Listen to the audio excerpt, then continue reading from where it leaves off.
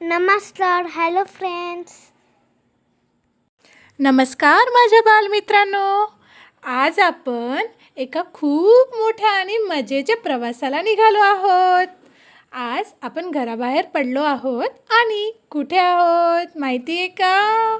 दिसतंय का तुम्हाला आपण कुठे आहेत? काय दिसतंय तुम्हाला? कमेंटमध्ये नक्की सांगा. आपण आलो आहे प्राण्यांच्या जगात, म्हणजे झू पार्कमध्ये, प्राणी संग्रहालयामध्ये. आज आपण अशा प्रकारच्या प्राण्यांना भेटणार आहोत ज्यांना आपण खूप फक्त आणि फक्त पुस्तकांमध्ये किंवा टी व्हीमध्ये पाहतो. तर चला आपण बघूया आज आपल्याला काय काय सरप्राईज आहे ते.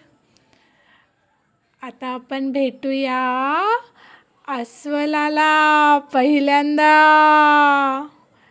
चला चला चला मग पुढे जाऊ. बघा तो बघा काय करतोय, फिरतोय नाही का? आणि ही बघा आपली श्रीषा. श्रीषाचं नाव अम्मू देखील आहे. अजून बघा हा अस्वल काय करतोय. त्याला झाडावर चढायला खूप आवडतं बरं का, आणि त्याला पोहायला सुद्धा आवडतं. अस्वलाचे केस खूप मऊ मऊ असतात, पण त्याला जवळून बघायचं नाही हं, लांबूनच मजा घ्यायची.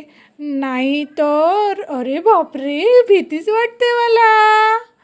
आणि बरं का मित्रांनो, ही आहे हैदराबादची झू. आता परत आपण जंगलाचा राजा सिंह आणि सिंहणींना भेटू. अरे बापरे, पहा काय करतोय तो. बघा किती एटीत बसलाय, आता सू करतोय. आणि बघा आता हा तर किती छान एटीमध्ये बसलाय. सिंहाच्या गळ्याभोवती हे केस पाहिलेत का? आयाळ म्हणतात त्याला.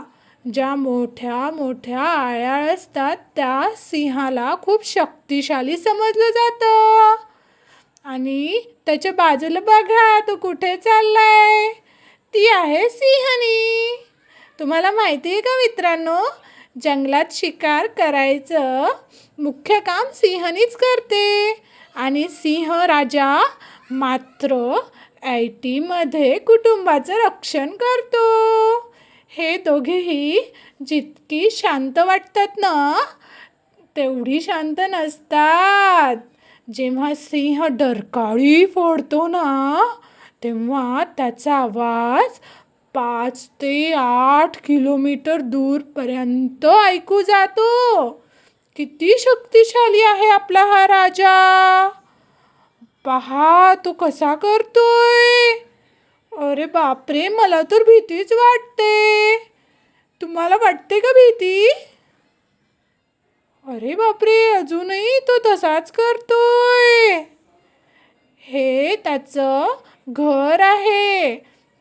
तो त्या दगडांच्या गुहासारख्या आकाराच्या दगडांमध्ये बसतो आणि आराम करतो. धन्यवाद फ्रेंड्स, बाय.